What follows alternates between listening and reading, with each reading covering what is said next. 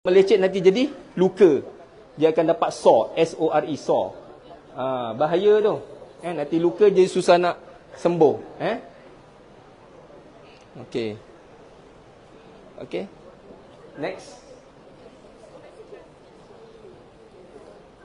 Ni yang masuk uncle. Kalau orang cedera kepala yang terlantar sakit, dia punya aktiviti seharian daripada makan, minum, kecing berak semua tu, kena ada orang uruskan dia. Jadi macam baby. Uncle akan sebut kepada ahli keluarga lah. Puan, tuan, jaga A to Z. Berapa lama kena jaga? Wallahualam. Bergantung pada pesakit tu. Kalau kita tengok betul-betul lah, pesakit yang terlantar sakit ni, dia ada 3 kemungkinan saja. Nombor 1, dia boleh pulih macam biasa. Ikut nasib dia, rezeki dia. Nombor 2, keadaan dia sama saja. Maksudnya dia terlantar saja. Kesian, ada ahli keluarga kena jaga dia sampai buat masa yang lama lah. Akhir sekali, kemungkinan ketiga menyebabkan kematian. Okay. Ikut nasib pesakit itu sendirilah. So kesian tak pesakit yang terlantar sakit ni? Kesian. Kalau boleh, elakkan daripada kecederaan kepala ni. Boleh? Boleh. InsyaAllah. Next, Dik. Ni contoh pesakit yang kita dah cuba selamatkan nyawa dia. Kalau tengok betul-betul kepala dia kanan kiri dah kemek betul.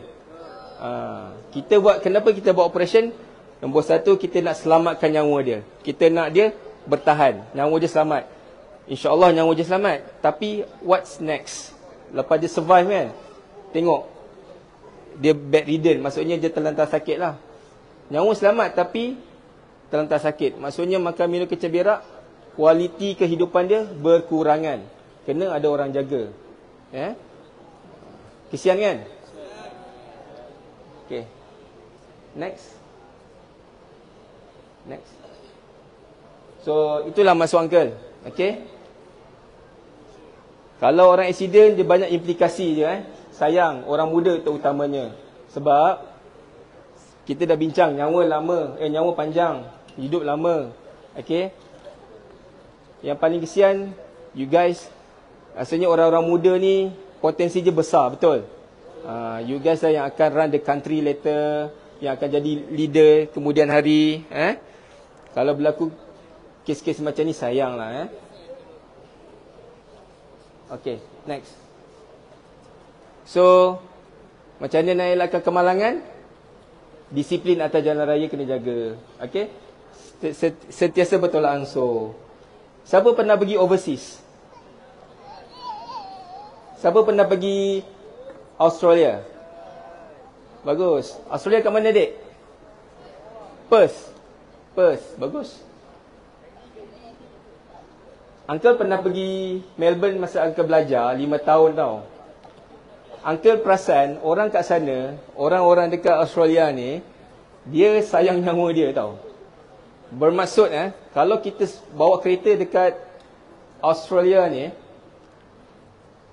dia sangat berhemah. Nombor 1, dia tak speed limit. Dia ikut speed limit. Dia takkan over the limit. Biasanya yang orang over the limit ni orang-orang mabuk je. Nombor 1. Nombor 2, kalau kita bagi signal nak belok, contoh belok ke kanan kan. Kalau di Malaysia, kalau kita bagi signal ke kanan, orang kanan tu bagi laluan ke tak? Lagi laju je nak potong kita, betul? Tapi di Melbourne, Uncle perasan kalau kita bagi signal, orang belakang akan bagi laluan. Dia sentiasa mengalah lah. So that explains kenapa dia punya rate of car accident low. So kita punya sikap tu kena ubah sikit lah. Okay, next. So berhati-hati di jalan raya. Please pakai helmet. And kalau pakai helmet, pakai dengan betul. Alright. Ingat, kalau bawa motor, please pakai helmet walaupun jarak dia dekat. Tak boleh bagi alasan, kedai dekat ujung jalan tu je, saya tak pakai helmet, accident, bahaya. Sayang lah kalau berlaku kemalangan. Next. Okey, tadi kita bincang pasal trauma, betul? Yang melibatkan aksiden. Now uncle nak tanya, ada tak ke pendarahan otak yang berlaku tapi tak ada aksiden pun? Boleh tak berlaku? Boleh. Boleh. Siapa cakap boleh tadi? Nah. Okey, siapa yang boleh otak berdarah tapi dia tak aksiden? Boleh fikir. Pesakit tu mula-mula okey. Tapi tiba-tiba dia tak sedar diri, jatuh tak sedar diri. Dia tak ada aksiden pun, dia tak ada kena pukul pun. Tapi dia ada pendarahan otak. Okey, siapa biasanya? Cuba teka. Nama siapa? Bolehlah. Nah. Nama siapa? Form? Jawab. Nama siapa? Jawab. Just jawab. Nama siapa? Form? Nama saya Ina, form 2. Pendarahan otak yang tidak ada aksiden. Yang tak ada aksiden, contohnya darah tinggi tak terkawal. Betul.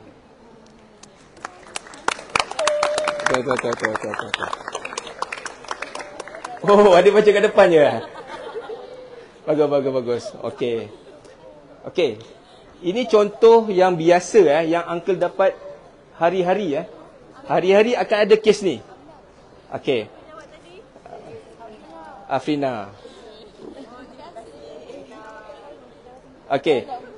Biasanya kes-kes yang berlaku ni kes orang yang berumur. Okey.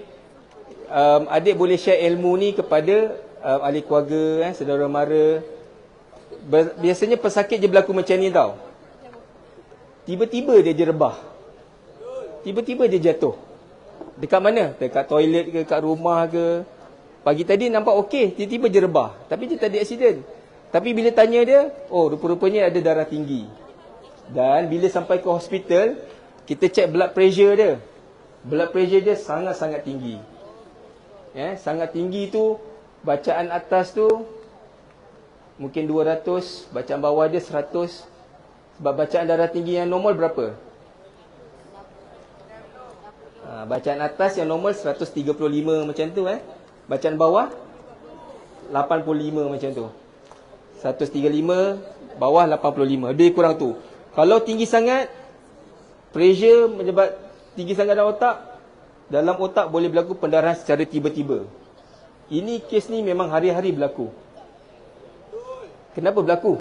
Kenapa blood pressure tu sangat tinggi? Stres. Lagi? Obes. Okey, lagi? Apa? Saya dengar tadi. Tak jaga makan. Dan yang paling common adalah lupa makan ubat darah tinggi. Itu paling common, memang common. Hari-hari kita akan jumpa kes ni. Okey, yang nombor 2 tu saluran darah pecah. Ini biasa berlaku dekat orang-orang muda, bawah 50 tahun. Adik pernah dengar? Tadi kita cakap orang berumur kan?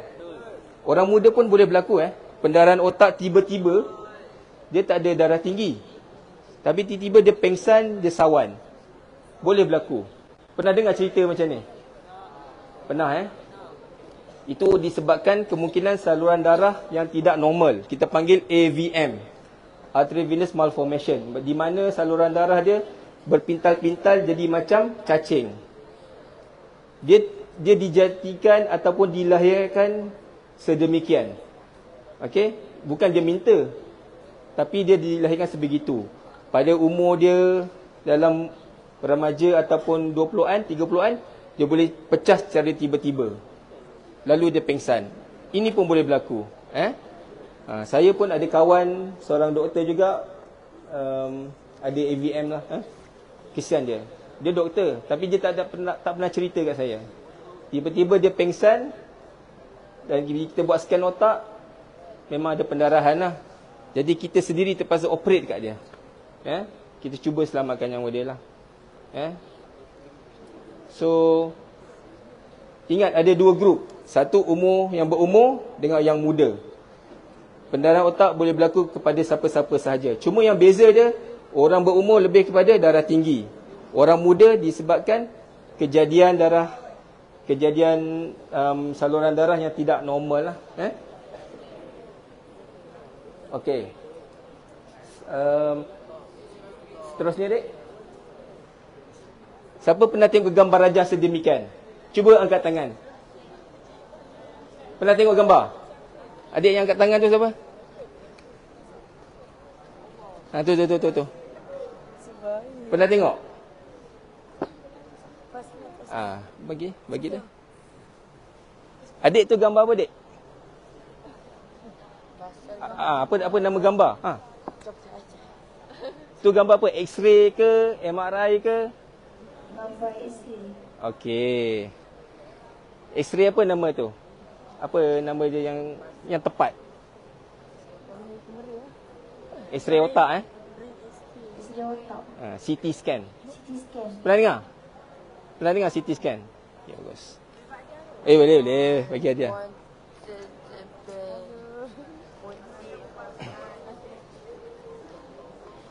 Okey. Basal ganglia hemorrhage yang kanan saya ni adalah contoh pendarahan otak disebabkan darah tinggi. Darah beku tu warna apa dalam gambar kanan tu? Putih kan? Besar ke kecil tu? Besar. Rasanya ada peluang lagi tak hidup? Bergantung kepada keadaan pesakit tu. Kita akan tengok umur dia. Betul. Kita tengok penyakit-penyakit lain dia. Betul. Kita tengok respon semasa dia datang hospital tu sendiri. Okey. Macam aku cakap lah, kalau ada rezeki, dia boleh survive. Kalau tak ada, kita terpaksa bagi tahu ahli keluarga dia. Basal ganglia, contoh common, orang darah tinggi terlepas ataupun makan ubat, lalu darah pecah. Kes macam ni, bila refer kepada kami, uncle akan buat keputusan lah. Sama ada uncle nak operate atau tak nak. Bukan tak nak, sesuai atau tak. Kalau uncle kata, okay, ada harapan lagi ni, kita boleh cuba operate. Kita akan panggil family, kita akan discuss operation macam mana, risiko-risiko dia. Kita kena berterus terang je. Sebab setiap operation otak, risiko tinggi ke rendah? Tinggi. Okey. Nombor 2, belah kiri kita tu, pontine hemorrhage. Cuba tengok darah beku dia. Darah beku dia besar ke kecil? Okey. Lebih kecil lah berbanding bahagian kanan. Tetapi apakah masalah kalau berlaku pontine hemorrhage? Siapa boleh teka?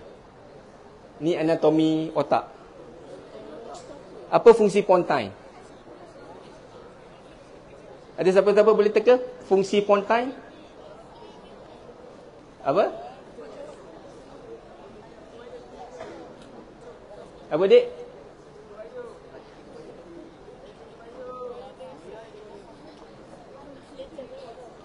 Angka macam dengar something kan?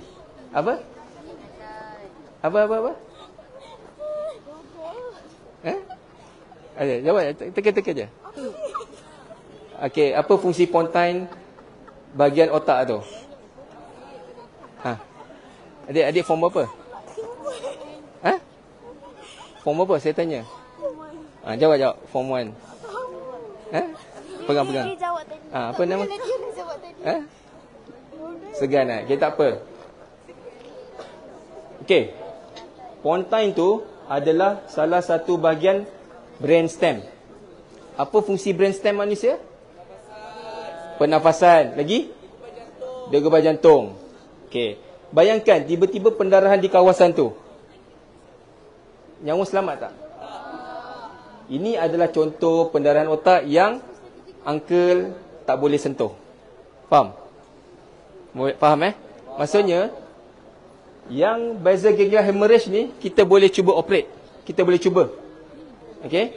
Tapi kalau kena pontine hemorrhage ni, tak ada siapa kat dunia ni boleh sentuh. Yalah, kalau dia dah berdarah dekat bahagian nyawa kan. Kalau kita sentuh kawasan tu, rasanya selamat tak? Tak. Jadi bahaya tak darah tinggi yang tak terkawal ni? Bahaya. Jadi siapa yang ada darah tinggi, kita kena remind dia. Dah makan ubat ke belum? Kalau terlupa, kenapa terlupa?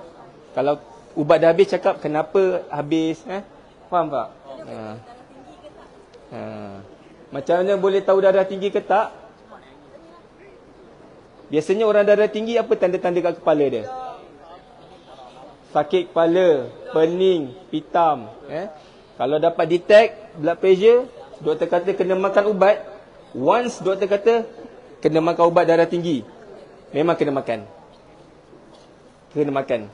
Dan bila doktor kata makan, kena makan dengan disiplin. Kena makan every day. Dan kalau tinggal-tinggal tu yang berlaku, otak berdarah. Ada siapa-siapa ahli keluarga pernah experience benda ni? Tak ada Okey, bagus. Just remind benda ni dekat ahli keluarga ataupun ahli kawan-kawan yang lain. Okay, next. Ini adalah aneurysm. Pernah dengar aneurysm? Ini cerita dia macam ni. Aneurysm ni biasanya orang yang sudah berumur 50 tahun ke atas, dia punya cerita adalah sakit kepala yang paling kuat di dunia. The worst ever headache in the world. Pesakit tu akan cakap macam tu. Kita pernah sakit kepala, betul? Semua pernah sakit kepala? Biasalah kan, sikit-sikit kita makan Panadol, kita rehat, boleh relax, boleh resolve, betul? Tapi sakit kepala yang kalau orang cakap sakit kepala paling teruk di dunia, okay, dia pegang kepala dia, adik kena bawa orang tu pergi hospital. Sebab dia boleh jadi sejenis pendarahan otak. Worst ever headache, ataupun nama bahasa Inggeris dia thunderclap headache. Pernah dengar? Siapa main mercun masa raya? Thunderclap headache. Ada tengok CT scan yang gambar tu, nampak tak pendarahan yang warna putih, dia bentuk macam bintang. Nampak? Boleh appreciate nampak macam bintang kan? Itu sebenarnya pendarahan otak tau. Dia ada saluran darah yang bengkak. Yang merah tu, nampak tak yang macam belon tu? Yang belon tu nama dia aneurysm. Okay? Aneurysm tu lah yang belon pecah tiba-tiba tu. Biasanya, angka ulang biasanya orang yang berumur, ada darah tinggi, hisap rokok, ada kolesterol, okay, darah pecah. Ini memang kena rujuk pada kami lah, sebab kami akan tengok sama ada orang tu sesuai atau tidak untuk dibedah otak dia. Okay, next.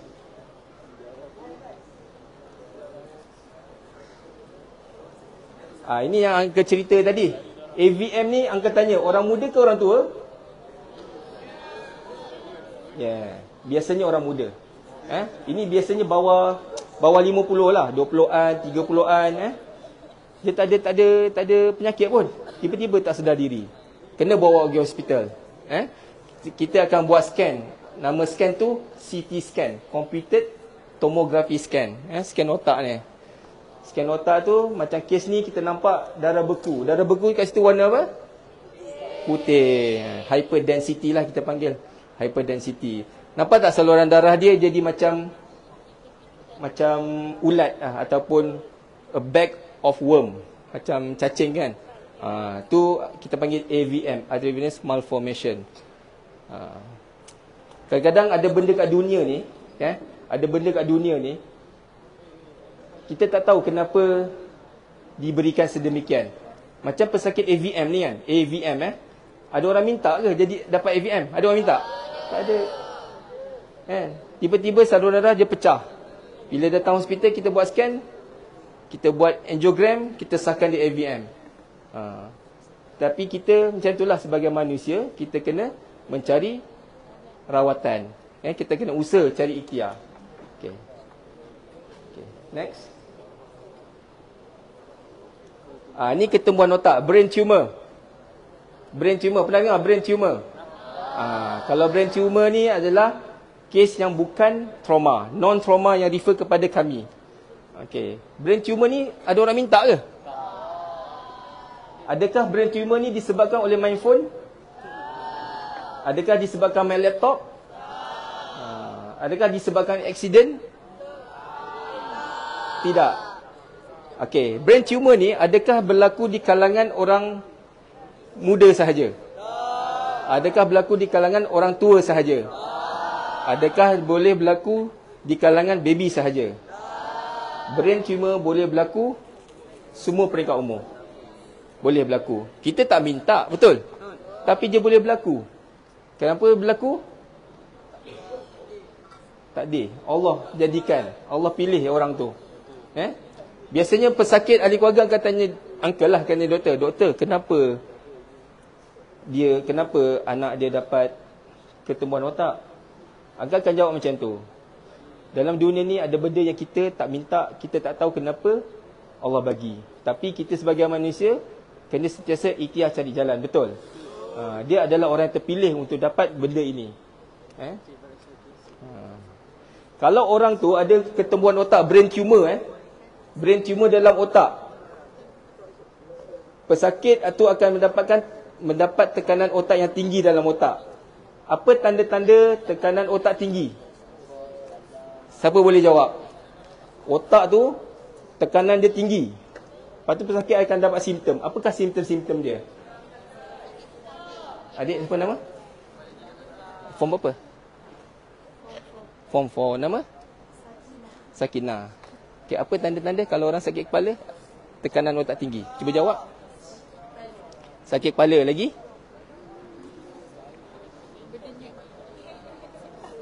Lagi? Apakah tanda-tanda kalau orang tu ada dapat tekanan otak tinggi? Sakinah kata sakit kepala. Lagi? Lagi? Hilang ingatan. Lagi? Bagi dah. Lagi? Okey, adik ingat macam ni, senang tak? Angka bagi analogi tadi kan? Tengkorak kita ni keras ke lembut? Keras. Dalam tengkorak kita ada otak. Betul? Kalau ada sesuatu dalam otak tu, dia memberikan tekanan dalam otak, betul? Kalau ada pressure yang tinggi, high pressure within the skull, pesakit akan dapat simptom sakit kepala. Betul? Sawan. Okey. Mata kabur. Okey. Pengsan. Okey. Ini orang kata high pressure, intracranial pressure, tekanan otak yang tinggi. Ataupun biasanya pesakit yang dapat sawan lah, dia bangun-bangun pagi, tiba-tiba sawan, tak ada explanation. Ataupun sawan tu kerap berlaku. Sekali sawan tak apa. Mungkin dia demam panas contohlah demam panas budak-budak kan, betul? Ada tak demam panas dapat sawan? Ada kan? Lepas tu kita bagi Panadol, kita sejukkan dia okey, betul? Tapi kalau sawan tu kerap, minggu depan datang lagi, bulan depan datang lagi, kerap sawan, memang kena jumpa doktor. Kena buat scan otak. Apa nama scan tu? CT scan. Bagus-bagus, pandai-pandai. Nampak tak gambar yang bulat-bulat yang ada macam putih-putih tu? Itu adalah contoh brain tumor. Okay, next. Ini yang aku cakap tadi. Paling kurang adik belajar sesuatu lah daripada uncle. Kalau kita suspek pesakit tu ada tekanan otak tinggi dalam kepala kan, kita kena buat scan. Okay, CT scan, maksudnya computer tomography scan. Maksudnya dia sebenarnya x-ray aja, tapi x-ray yang khas untuk otak. Tapi kalau kita CT scan ni, uncle share lah. CT scan ni tujuan kita buat untuk nak pastikan otak tu ada berdarah atau tak. Faham? Tadi otak dia kan, yang kita nampak pendarahan kan, warna apa? Putih. Tu maksudnya pendarahan yang baru berlaku, acute hemorrhage. Okay? Tetapi kalau kita suspek ketumbuhan ataupun brain tumor, kita kena buat scan yang berbeza bernama MRI, Magnetic Resonance Image. Kalau CT scan, dia pakai cahaya X-ray. Cahaya X-ray.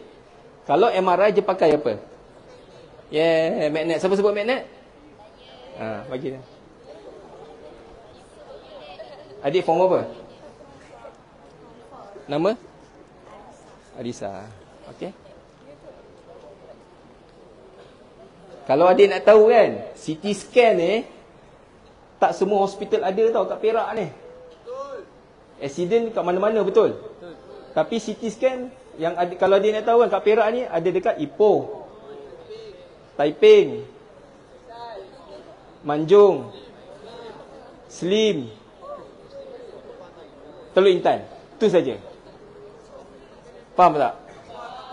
Bayangkan kalau accident tu dekat kampung-kampung lain, Pari Bunta ke, Greek ke kan, ada tak CT scan tu? Ada, dia kena hantar hospital yang berdekatan. Okey. MRI mesin tu, MRI tu. Tahu tak ada berapa je kat negeri Perak ni? Ipoh, Taiping, Teluk Intan. Maksudnya kalau kita suspect brain tumor kan, ketumor otak tu, 3 hospital ni je yang boleh buat. Okey. Rakyat negeri Perak berapa juta? 2.8 million. Okey. Kalau nak jadi pakar yang main-main CT scan, MRI tu, dia kena jadi pakar tau. Nama dia radiologist. Pernah dengar radiologist? Okey, salah satu bidang kepakaran doktor jugalah. Bukan saya lah, kawan saya lah. Next. Okey. Uncle nak sentuh sikit dia pasal pembedahan otak. Okey. Tadi adik tengok gambar bedah otak kan? Seram tak? Tak kan? Tak seram kan? Siapa takut darah sini angkat tangan? Wah, sikit maksudnya yang lain berani tengok darah lah. Bagus. Dulu uncle pun sebenarnya takut darah.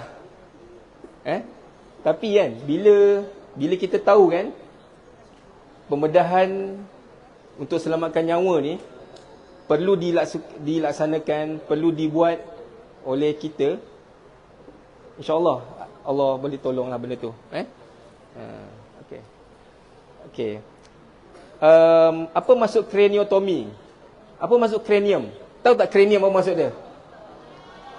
Cranium maksudnya adalah tengkorak. Tengkorak, okey. Pembedahan yang bisa kita lakukan, neurosurgeon buat, kita buat nama dia craniotomy. Maksud dia apa tahu? Kita buka tengkorak ni. Okey. Lepas tu kita buanglah darah beku ke, kita buanglah ketumbuhan, okey? Lepas tu kita letak balik tengkorak tu. Okey? Ini nama dia craniotomy. Tapi kita tak adalah buka besar-besar ni tengkorak ni. Tak ada. Kita tengok keadaan. Kalau darah beku tu belah kanan, kita buka belah kanan, betul? Buat apa kita nak buka besar-besar? Make sense tak? Kalau darah beku di belakang, kita buka belakang je, betul? Sebab tu kena belajar buat operation ya. Dia makan masa. Okey, lagi satu. Next level, next. Next slide. Next. Okey. Ini contoh kalau kita buat operation lah, macam uncle kata kan. Biasanya kalau kita buat operation, nombor 1, pesakit tu ditidurkan. Kita panggil anesthesia. After anesthesize, kita akan cuci kepala dia, kita botakkan rambut, kita lukis. Nampak uncle lukis tu? Kalau uncle nak buang darah kat depan, kita buat potongan di hadapan sajalah. Kalau masalah dalam otak tu belakang, kita akan terbalikkan pesakit tu. Nampak? Tu kita panggil prone position. Maksudnya kita ikut keadaan pesakit tu. Tapi pesakit masa ni dia tak sedar, dia tak sakit pun, sebab kita dah panggil kita dah bagi bius sepenuhnya. Next.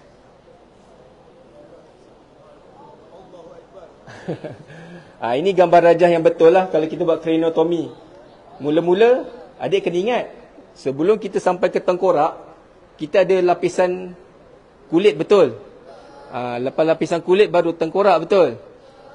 Lepas tu nak sampai otak, kita kena angkat tengkorak, betul? Alright. Untuk buat lubang di tengkorak ni, kita tak boleh potong macam tu je. Kita kena buat beberapa lubang. Okey? Kita cantul lubang tu, baru kita boleh angkat tengkorak itulah. Kita panggil bone flap. Next. Itu bila kita angkat tengkorak tu. Lepas angkat tengkorak tu, kita nampak lapisan otak bernama Dura. Apa maksud dura dalam bahasa Latin? Any idea? Siapa yang suka berbahasa ni? Apa maksud dura? Apa? Pelindung. Lagi? Any ada try? Dura. Apa maksud dura? Bahasa English. Ataupun Latin. Dura ni maksud dia kuat. Kuat. Dia maksudnya je lapisan yang kuat. Okay? Bila kita potong dura tu, baru kita nampak otak di dalam. Okay? Next date. Tu baru kita nampak otak dia. Bila nampak otak pas sakit tu, tengok keadaan. Kalau kita nak buang darah beku, kita buang darah beku. Kalau kita nak buang tumor atau ketumbuhan, kita buang ketumbuhan tu. Okey? Adik kena ingat, setiap lapisan yang kita sentuh ni, daripada kulit, tengkorak, lapisan dura, otak, setiap lapisan tu berdarah atau tidak? Yes. Memang berdarah. Kulit saja berdarah banyak tak? Banyak. Itulah tugas pakar bedah. Dia kena kawal pendarahan, pakai alat-alat dia. Okay? Kalau berdarah banyak sangat, kita kena bagi tahu Dr. Bius. Dr. Bius berdarah banyak, masuk darah, dia akan masukkan darah. Sebab tu tangan dia kena cekap yang laju lah. Ini semua training sebenarnya. Okay? Next. Bila tumor tu dah dibuang, gambar Raja ni nampak tak dia dah lopong dah. Dah lopong.